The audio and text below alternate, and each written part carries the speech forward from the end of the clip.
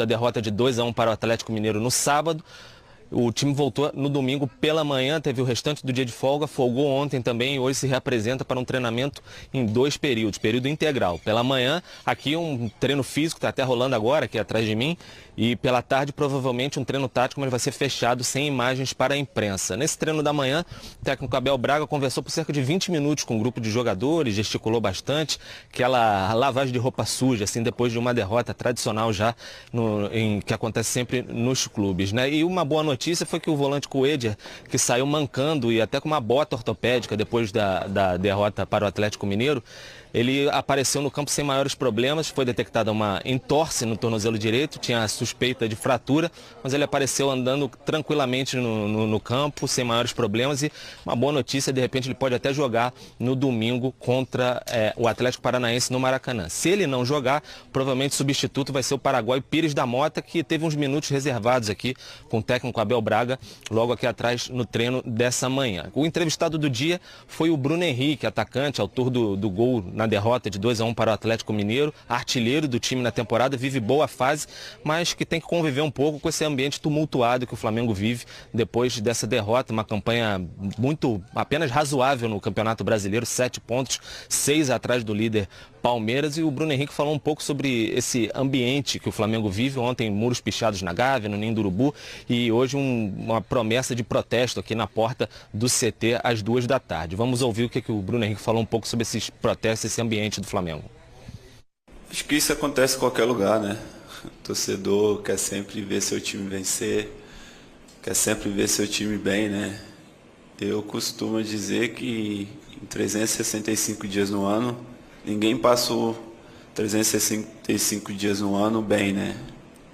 E eu vejo aqui no clube que a gente sempre dá o nosso melhor, né?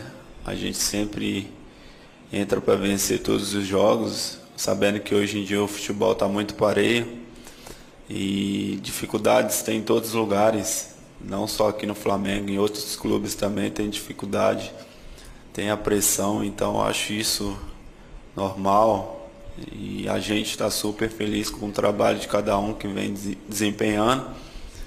A gente continuar nessa batida, consertar os erros e onde estamos acertando, melhorar cada dia.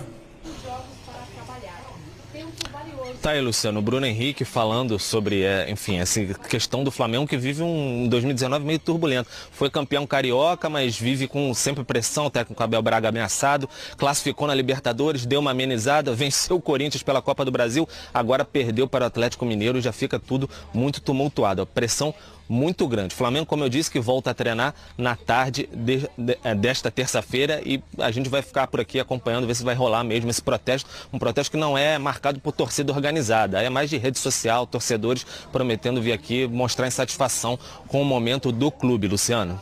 Certo. O Pedro Henrique Torre, só um minutinho que tem perguntinha aqui da galera do ESPN. Bom dia. Mário Marra. Bom dia, Pedro. Prazer falar com você.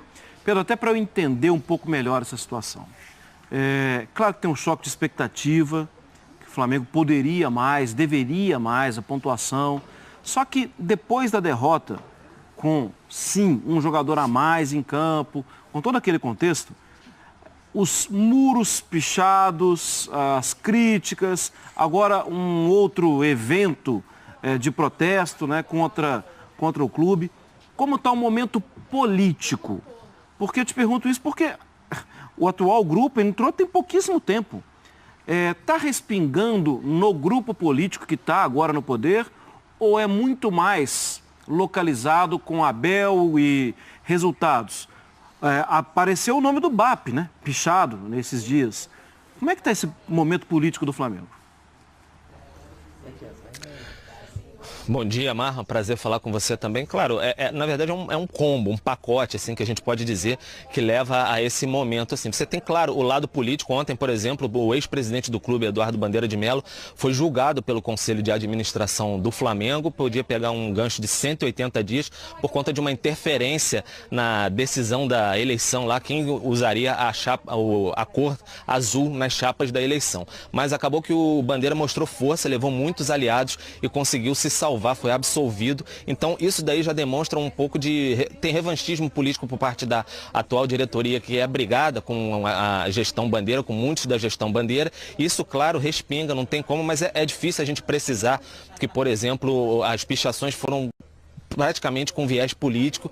Claro, você citou, tem o nome do BAP, mas o BAP já é conhecido pelos torcedores desde a primeira passagem. Ele que brigou com o Bandeira de Melo, saiu porque ele interferia bastante no departamento de futebol, o Bandeira não admitia muito isso, então ficou esse clima meio rachado desde então. Agora o BAP no poder, a torcida o conhece e é possível que, enfim, tenha protestado contra isso, porque ele, por exemplo, é apontado e é um fato realmente que ele defende arduamente a permanência do Abel Braga. Foi ele o responsável por trazer o Abel Braga para o Flamengo, mesmo com alguma rejeição de torcida e tudo mais. Ele é um homem forte, ele tem muita influência. Ele é o braço direito do presidente Rodolfo Landim, anda sempre com o Landim, por exemplo, na posse do Rogério Caboclo, na CBF, ele estava ao lado do Landim. Então ele é o vice de relações externas, está sempre fazendo esse contato nos bastidores. Mas, assim, dentro de campo, claro, há o problema de que o Flamengo não consegue ter um bom desempenho. A questão não é nem só resultado, né? Porque o resultado do Flamengo foi campeão carioca,